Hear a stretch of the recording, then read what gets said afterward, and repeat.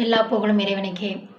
From doctor Nilofar Nisa, BNA vice Uthamapalayam, Theni district to IASA lecturer professor T Thurosingam sir.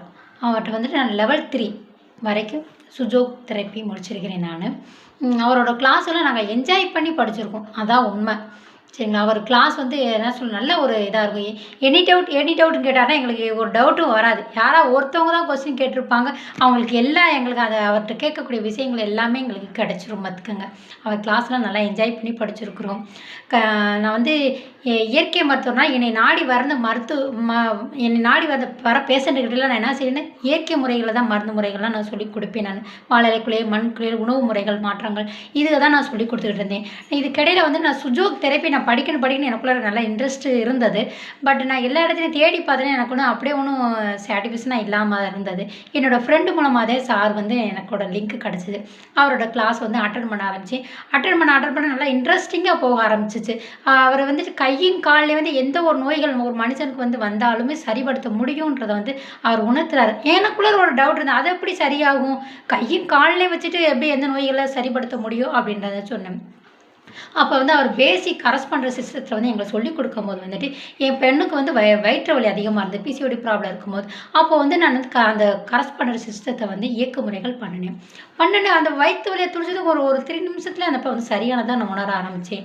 அதுக்கப்புறம் என்னோடய sisters வந்துட்டு வயிற்றுப்போக்கு அதிகமாக இருந்தது. வயிற்றுப்போக்கு மெரிடியனை வச்சு பார் மேக்னெட்டை வந்து டைரெக்ஷன் மாற்றி போட்டு பார் மேக்னெட் ஒட்டி பார்த்துங்க. அவங்களுக்கு ஒரு 1/2 அன் ஹவரில் நல்ல ரிசல்ட் கிடச்சது பார்த்துக்கோங்க.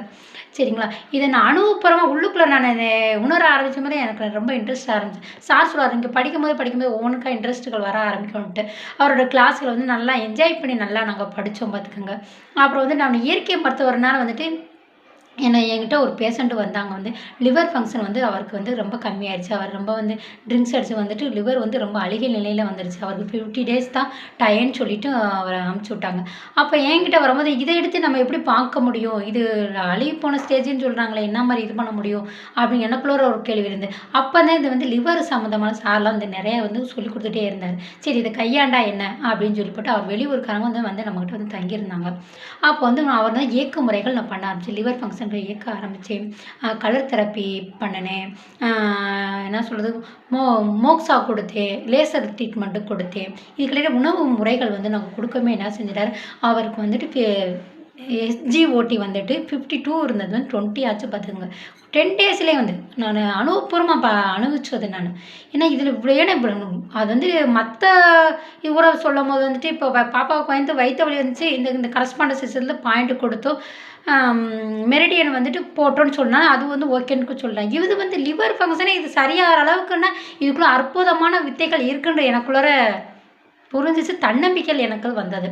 அதுக்கப்புறம் வந்து ஒரு காது கேளாமல் ஒரு 10 வயசு பொண்ணு, அந்த பொண்ணு வந்துட்டு வந்து ஒரு காது நல்லா கேட்கும், ஒரு காது கேட்காம இருந்தது.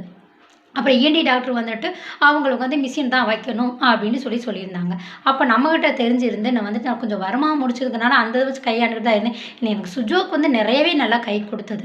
அந்த பொண்ணுக்கு வந்துட்டு நான் இயக்க முறைகள் பண்ணிட்டு வந்து அந்த சீட் தெரப்பி நான் ஒட்டி விட்டுருந்தேன். இப்போ கேட்குறதே நான் 100% வந்துட்டது. அவங்க வந்து ஃபீட்பேக்கே எழுதி கொடுத்துட்டு போயிருக்காங்க பார்த்துக்கோங்க. இது மாதிரி எக்ஸெட்ரா நிறைய விஷயங்கள் சாரை பற்றி சொல்லலாம்.